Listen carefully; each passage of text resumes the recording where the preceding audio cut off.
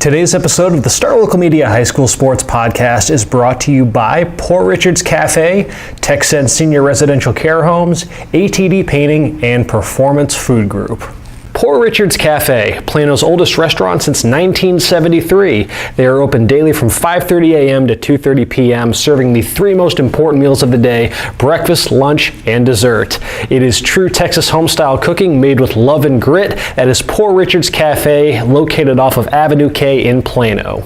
This podcast is also brought to you by TechSense Senior Residential Care Homes, senior care at its best with a family atmosphere. They specialize in making their facilities as close to a home living experience as possible. Not only that, there are no move-in fees and there are no visitation restrictions. They are located near I-635 in Marsh Lane in Dallas, right near Carrollton. For more information, you can call 469-400-7650. That is TechSense Senior Residential Care Homes. And now, let's podcast.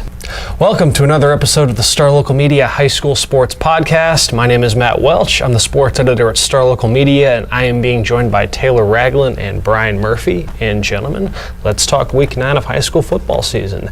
As is tradition at this time of the week, let's do so by previewing our reader-voted game of the week, and then we'll touch on a few more of the marquee matchups in our coverage area on Friday night. First off, big thanks to everybody who voted in the poll on our website at starlocalmedia.com, especially to the folks out in the Frisco and Little Elm areas, because wouldn't you know it, man, we got is it fair to call this one maybe kind of a playoff eliminator, so to speak, with 3 weeks left in the season? Fair to say. A big game, some high stakes in this one on, let's see, this is actually a Thursday game, 7 p.m. at the Star out in Frisco between Frisco Independence and Little Elm.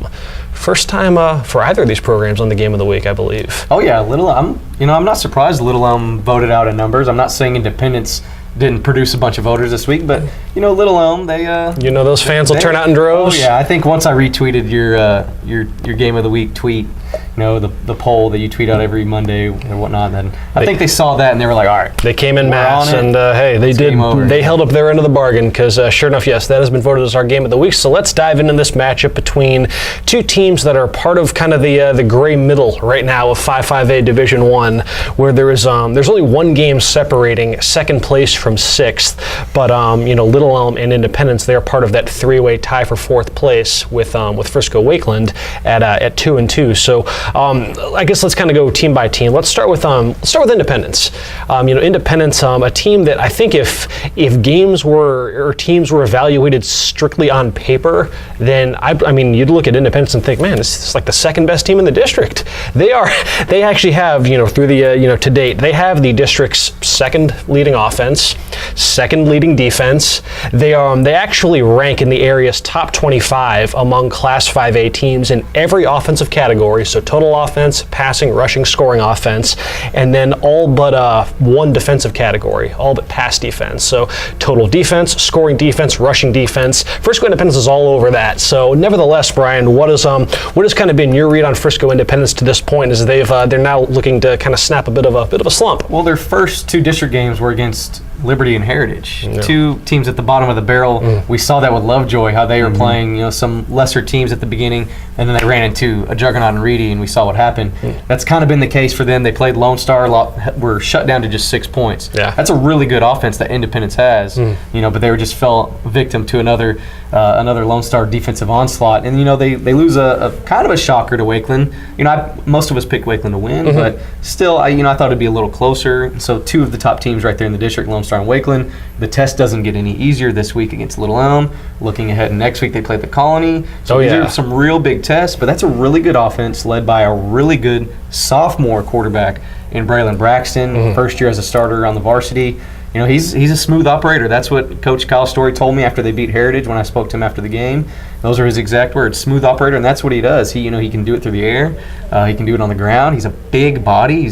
You look at him, up close, you're like, wow, this guy's at least 6'1", 6'2", broad shoulders, and he's only a sophomore. So that's a really good offense led by a really good quarterback. And Logan Brungard at running back. Yeah. But we've talked about him so much on the podcast. He was, a defensive stud his sophomore year on that team with Dom Williams that made the playoffs for the first time in school history. And then he transitioned a little bit to running back last year, and then he's really made the transition this year to running back. Rushed for over 700 yards so far. He's their bell cow, and he's a really, really good football player on both sides of the football. Logan Brungart, the second leading rusher right now in that district with 759 yards on the season. Little Elm actually has the third leading rusher, Jordan Hall, with 647. Jordan Hall's been a monster. Yeah. And he's one of those guys that, who's going to replace Corey Moses and Glenn Young. They're Little Elm's two-headed rushing attack from last year. And Jordan Hall, he's filled in that void. They've also used Savion Washington a bit. They've had, carousel between some running backs, but Jordan Hall has really been that guy, and that, he's been getting, upwards of, averaging around 20 carries a game as well. Obviously, the big story for Little Elm, though, in recent weeks has been the developments at quarterback. A bold move, I should say. I mean, it's a bold move, Cotton. Yeah. And it has Cotton. Yeah. They decided to turn the reins over to freshman John Mateer within these last couple weeks, and the result has been, what have they? 2 games, 2 wins. 2 games, 2 wins, and just looking at his numbers since then, 15 of 22, 412 yards, 5 touchdowns, 1 interception. That 1 interception is probably the key stat of all. Yeah. When you kind of look at just Little Elm's passing game prior. Prior to making that move at quarterback, collectively Little Elm was just 51 of 112 passing the ball for 718 yards, 2 touchdowns, but 12 interceptions. Yeah, the turnover bug was biting them all season long, and if they had a quarterback that wasn't turning the ball over or protecting the ball a little bit better, I think they could have been winning some more of these games. I think they could have beaten Northwest to start the year. I think take away some of those turnovers, maybe they beat Lone Star. Maybe they produce a little. That was a 10-7 game. I was going to say, it was a field goal difference. Yeah, exactly. So, here and there. And so I'm not saying John Mateer would have led them to a win over Lone Star, but who knows? I'm going to say it. If Logan Kohler was the quarterback, I think they beat Lone Star. I'm just going to go ahead and say that. Against Centennial, that's when they realized, something had to be done, a move had to be made. Offense was struggling, and it's really excelled the last 2 weeks. You can look at it and be like, well, one of them was against Liberty, and a lot of people are beating up on Liberty, but they did it to Wakeland too. Yeah. They beat Wakeland. They put up 28 points against Wakeland, something Independence couldn't even do, and Independence has one of the top offenses in the district, right up there, right behind the Colony. So John Mateer, we'll see Thursday night if he's the real deal. He'll be under the bright lights at the Star. Little Elm has not played at the Star ever. Interesting. And I found that out last night, and I was like, how have they not played at the Star? But that makes sense because when they were in the Frisco district before, the Star wasn't a thing. So now they're back with Frisco ISD, and let's see if the bright lights will affect them at all. Because truthfully, the bar for the Little Elm offense shouldn't be I think if they're able to get past a certain threshold, then it should be smooth sailing because their defense is very impressive. You could make the case that this is the best defense not named Lone Star in this district. Their defense is so good. Draylon Rose and Tyrese Poe, Brandon Crossley, who I haven't even mentioned, who is Little Elm's best player, most dynamic player, an SMU commit. He's a defensive back. He'll get you an interception. He'll take a punt to the house, and he'll catch a 50-yard touchdown all in the same game. They use him for everything.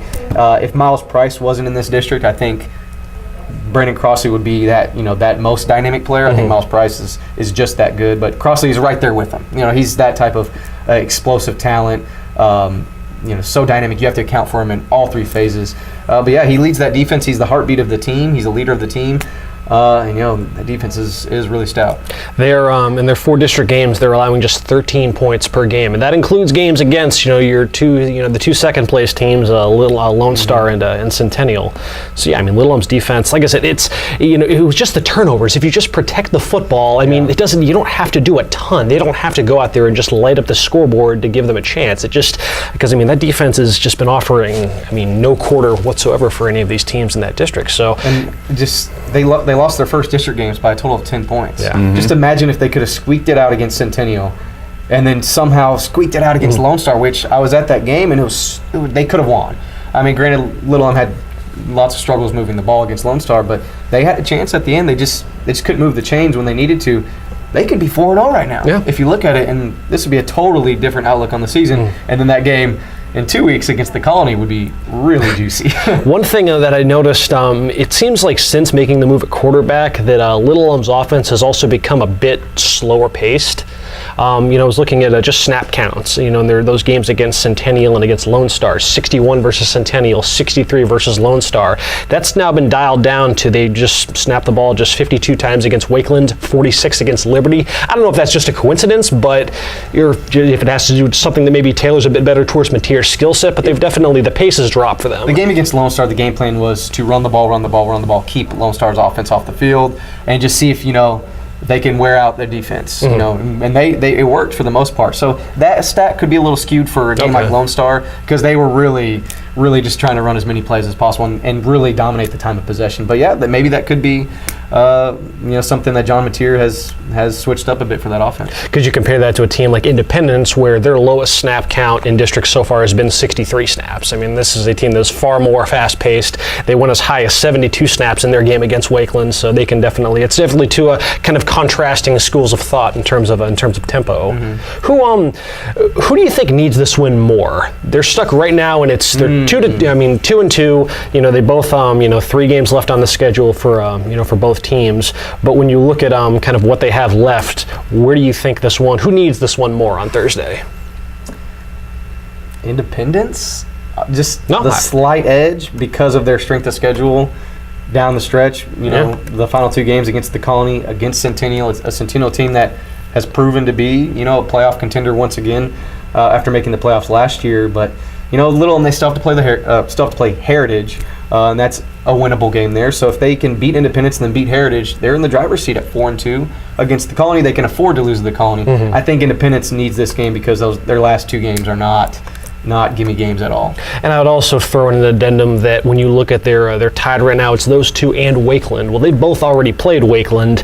Little Elm beat Wakeland. Independence did not. So I think if you're just looking to potentially be on the right side of tiebreakers, should those be invoked at some point in the season, then you got to start picking up some ground then with what you lost. Should you wind up tied with Wakeland? So I do think the onus is on Independence to come through a bit more than Little Elm. Plus, like we mentioned, that closing schedule, the Colony and Centennial. Little Elm still has Heritage left. That should be theoretically a win. So I think on paper, you think. Yeah. But I think there's a little bit more margin for error for Little Elm than there is for Independence right now. But it's safe to say that the remaining 3 games for both teams are playoff games. Oh yeah. You can't let up, and the playoffs are starting in mid-October for a lot of these teams in this really tough 5-5A district. What's your pick? I'm going Little Elm, sticking with the Lobos. Mm-hmm. Any specific reason why? I haven't thought about a score yet. Usually I have my score prepared. Nothing will surprise me in this game, but top of my head, I'm going to go 34-24. 34-24. I think Little Elm. I think Independence has some success relative to most opponents against the. I think Little Elm's going to get some points on the board this game. Okay. What about you, Taylor? Where'd you lean on this one? I went with Little Elm as well. I like the way they handled Wakeland, especially compared to the way that it seemed like Independence had really no answer. And then I like their showing against Lone Star better than, it's a little concerning. Lone Star, we've talked about the struggles on the offensive side of the ball for them, and Independence gives up 20 plus, 27, I think, something like that. That is concerning, yeah. So it's a little concerning. I know Lone Star 27 doesn't sound like much, but that's a lot for Lone Star. That's a lot for a really poor Lone Star offense. Play a lot. Yeah. And I'm used to them scoring once a game. They didn't score an offensive touchdown against Little Elm. Yeah. So I'm used to their offense, struggling to get the ball. So I think just with those factors, like you said, in this district, you never know. But I just like the showings that Little Elm's had so far. And I think that, this offense is moving in the right direction, as you guys kind of alluded to. So I think that continues. So. Yeah, kind of in the same line there. They've seemed to have ironed out the turnover bugaboo that was plaguing them earlier on in the season. Plus, you look at just, again, like common opponents and how they fared against Lone Star, Wakeland, respectively. I like Little Elm to get the W and further its playoff pursuit. And the picket line, for the most part, was in agreement. This was a 5-1 margin. 5 of us taking Little Elm. Justin Thomas, the descending vote. He likes to be the lone wolf, man. Yep, he is siding the lone wolf against the Lobos. Interesting. There you go. So yeah, that is a look at our game of the week. But hey, that's just our perspective. Let's get let's see what one of the standout players in Thursday's matchup thinks about this one. Brian had a chance to swing by Little Elm to talk with offensive lineman Elias DeLeon about Thursday's big game against Independence, and we will see what Elias had to say after a word from the sponsor. Let's take a quick break to talk about ATD Painting. Whether it's painting, staining, carpentry, residential, commercial, interior, exterior, ATD Painting has you covered. They have 4 locations in the Metroplex, including Plano and Louisville. You can call 972-694-8888 for more information, or you can visit their website at atdpainting.com. That is ATD Painting. Check it out to see just how affordable professional painting can be. And now, let's get back to the podcast. All right, I'm with Elias DeLeon, offensive lineman here at Little Elm. And Elias, you'll have a pretty big game here tomorrow night at the Ford Center at the Star against Independence. It won our game of the week at Star Local Media. How pumped up are y'all at Little Elm for this game? I think we're very excited just to go out there and play against a good team this week and go compete against another team in the district, you know. Now, y'all had a rough start to begin the year. That's no surprise there, but y'all have really turned it around these last few weeks, including a big win over Wakeland. What has been working? What's kind of been the recipe to that success as of late? I think we've been more focused, more locked in. I think we have more urgency now that we're kind of our backs against the wall. We got to win every game now. We take it as a playoff game every week. We got to be 1-0 every week. Now, I know you're a key component of the offense, but I want to ask you a question about the defense quickly here. This defense has been lights out, been really limiting opponents, holding Wakeland to just 16 points and holding Lone Star in check for most of the game when y'all played them. What has been making this defense so good? I think they're very together as a unit. They always go out to eat together. They always hang out together. They're always together as a unit. So I think they all have a brotherhood that nobody else has in the district.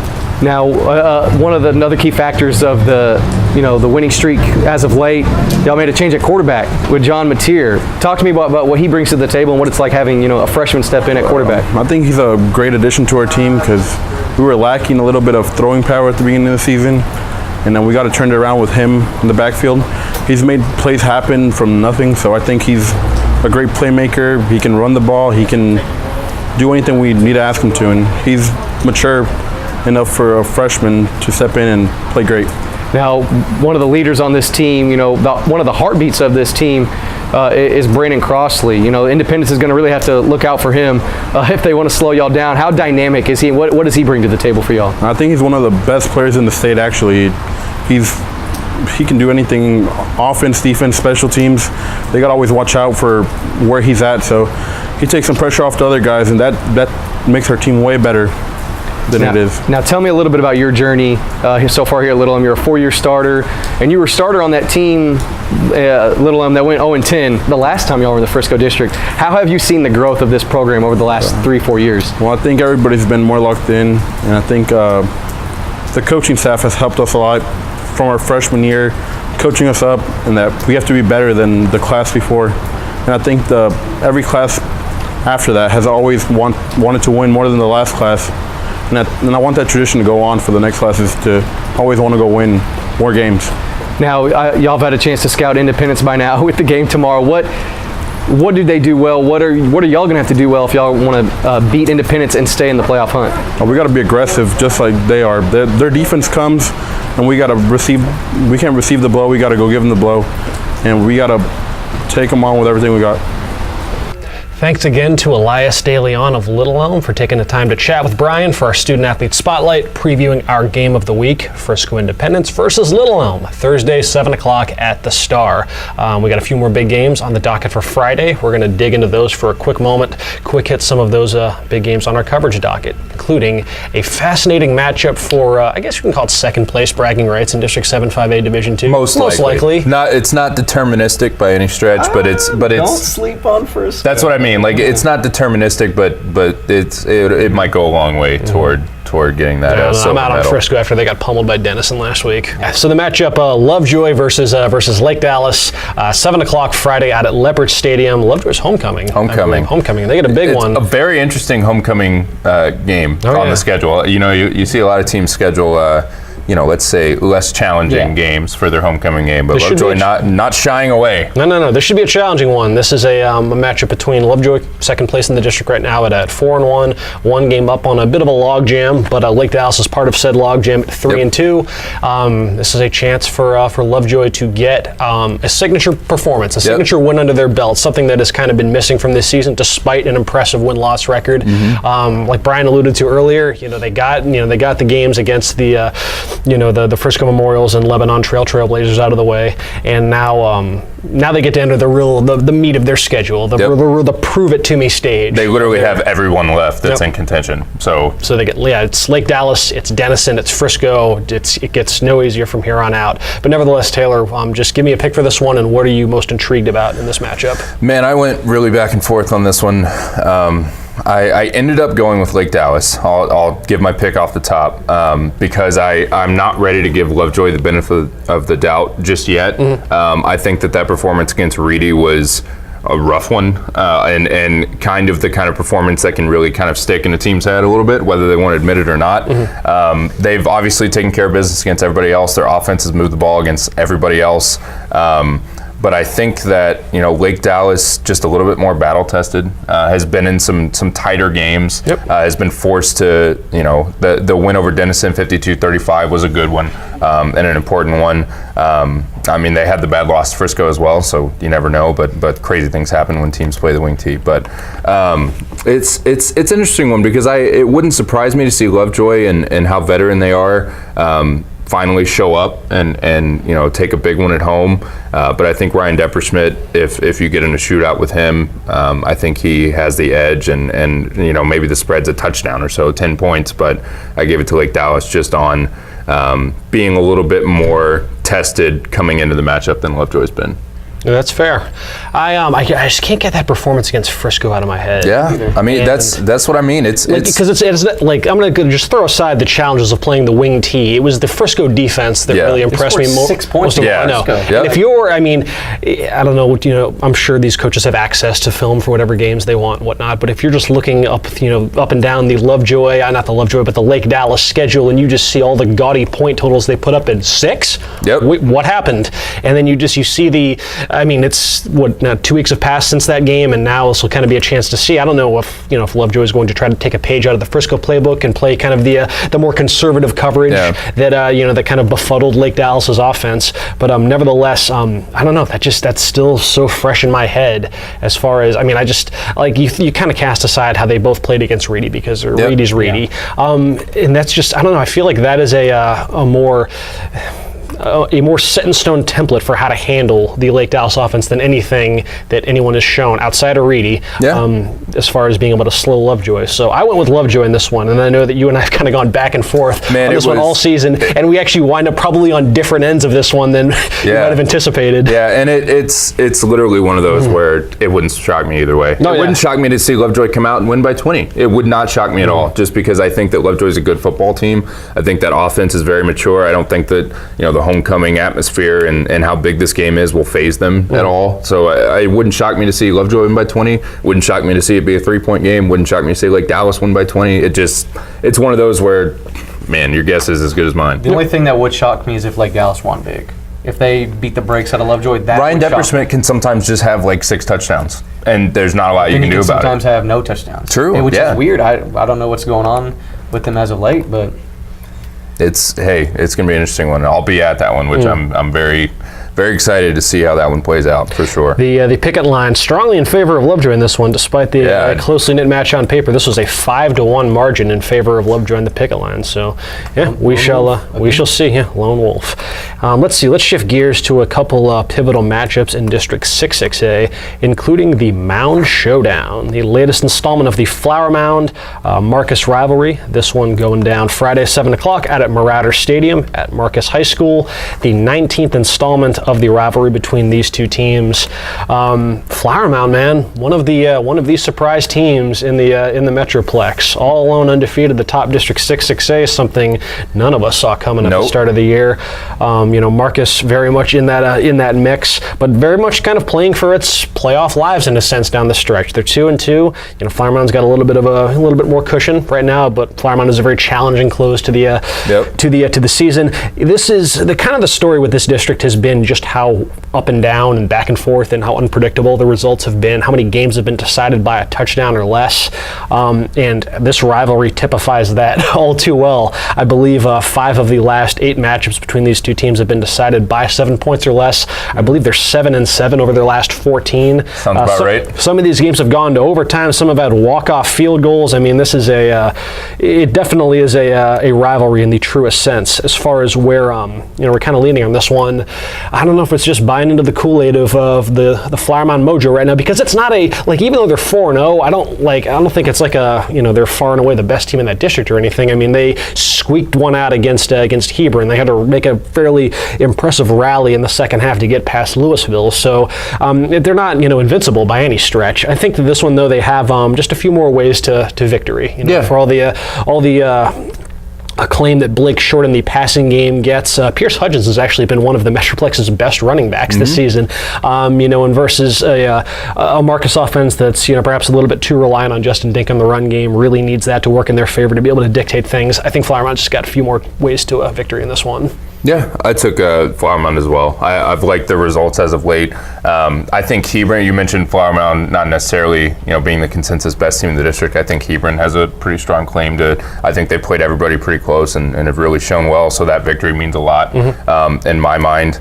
And then you look at, Marcus has dropped one to Hebron, dropped a close one to Coppell, played a weird tight one with Nimitz, who Flower Mound went out and beat 53-8. That game makes less and less sense by the week. That game looks very strange in retrospect, so I think there's just more stability maybe at Flower Mound, and confidence can go a long way, but as you said, who knows in this one. So yeah, I picked Flower Mound because like you said, I've been drinking the Kool-Aid, seeing their previous results. They look impressive. But talking to Justin last week, they should have lost to Hebron. He showed me the final play that Trajan Bridges dropped in the end zone. It's like he had the worst, best game ever. So it's like, but still, they still took Hebron to the limit. I think Hebron, obviously we all know Hebron's a really good football team.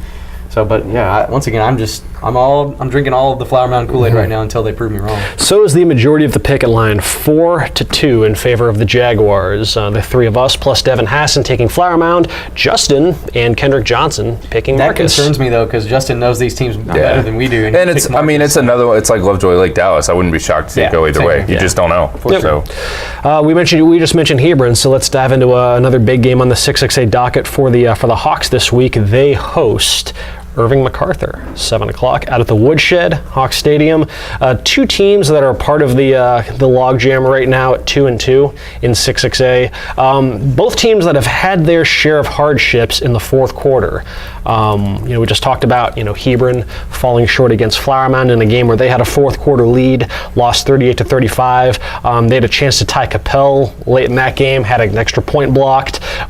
They've had their two district losses have been by a combined 4 points, and then you look at opposite that with MacArthur, a team that had fourth quarter leads on Coppell and Louisville, lost both of those games as well. So something's got to give. Maybe they'll just bypass the fourth quarter and just go into overtime or whatnot. But nevertheless, I don't know. Maybe it's just the stigma against Irving ISD, but I'm just not ready to pick MacArthur to get a win the magnitude of Hebron, because like you said, Brian, I think Hebron is, despite the close calls and the shortcomings in the fourth quarter, that is still a very, very talented football team with a lot of different ways to beat you on both sides of the ball. And MacArthur hasn't looked too good against subpar teams like Garland and McKinney. And that was early in the year, though, so yeah. Well, their two wins are over the other Irving schools, too, which, not Irving ISD has certainly They're hands down the best team out of Irving ISD for sure. They've improved, and I think that they put themselves in position to take one of those to get that signature win against a Louisville ISD team, but just haven't quite got over that hump yet.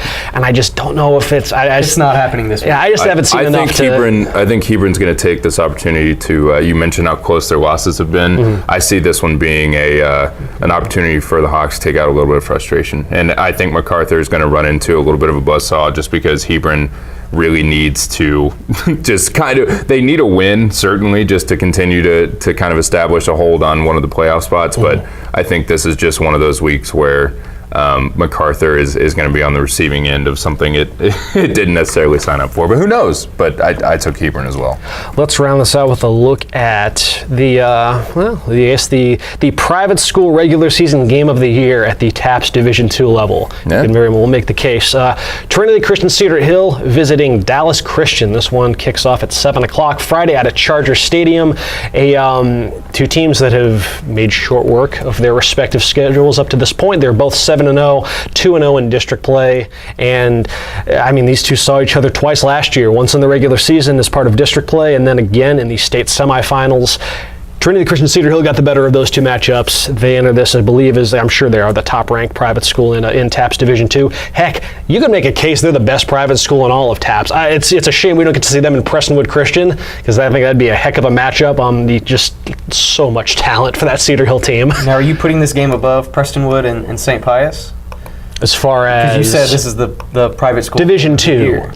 Division II disclaimer. Okay. PCA and St. Pius was the regular season Division I game of the year, and yeah, that's I don't know. We'll see. I mean, heck, if this turns out to be as good a game as those PCA St. Pius games were, then fair play. But nevertheless, I think it's so far at least these look like the two best teams at the TAPS Division II level. Ultimately, though, I don't know, man. It's just tough to go against Trinity Christian-Cedar Hill with just that is again the top shelf talent there. I think is just a bit higher than Dallas Christian. I mean, I think TC Cedar Hill can hang with not only pretty much any private school team in the state. And they've already taken care of teams like Bishop Lynch, one of the better teams in TAPS Division I. All Saints is down a little bit this year, but nevertheless, I mean, there's enough on their resume to where you just have a tough time picking against them in any game. Yeah, and you didn't mention the one of the ones that stands out to me. I think Melissa's pretty good. Yeah. And they took down Melissa. Yep. That's certainly nothing to shake your head at there. And I'm a little concerned with Dallas Christian's performance. They got the win over Trinity Christian Addison, but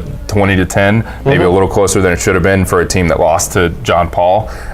So it's like you said, it could go either way. It's going to be a good one, but I took Cedar Hills. Although I believe Dallas Christian did just whoop up on John earlier in its schedule. They did. That's what's so weird about it. Like they beat John Paul, I think, like 37-7, and then had a little bit more trouble with Trinity Christian Addison, and then John Paul goes out and beats Trinity Christian Addison. So who knows? I mean, that's the trouble of picking on past results. But I do like Cedar Hill a little bit more. Will the Dallas Christian offense have a bit more firepower in the tank after last season's games? The scores were when they met in the regular season, it was 27-14 in favor of TC, and then in the state semifinals, 27-0. So Cedar Hill's defense definitely has a bit of a read on how to play Dallas Christian, and I think from all I've heard is that defense has only gotten better. And you guys pull it up right now. Shador Sanders is he's as dominant a dual threat quarterback as you'll find in TAPS. And who's that? That is Deion Sanders' boy. Yeah. Man, he's already playing in high school? Yeah. Holy cow, I remember when he was like tiny. So yeah, it seems like we're all in line, and that despite the how similar on paper the layout might look for this one, that we all see TC Cedar Hill continuing to lord over Dallas Christian, and the picket line agrees. This was a 6-0 sweep in favor of the top-ranked team in TAPS Division II, and hey, that'll do it. Let's quickly go over our coverage plans for this week. Actually, you just mentioned. Yep, I will be out at Leopard Stadium for Lovejoy in Lake Dallas. You can follow me on Twitter. It's just my name, Taylor Ragland. So. How about you, Brian? Thursday night, I'll be at the Star, Little Elm Independence, of course. And then Friday, I'm going to go up north to Anna. Never been there before. Well, except driving through. But never stopped in Anna before. Check out Salina against Anna. Must-win game. I'm calling it for both teams. I will be out at Clark Stadium in Plano for a matchup to try to sort out that 9-6A logjam. Plano Senior hosting Jesuit.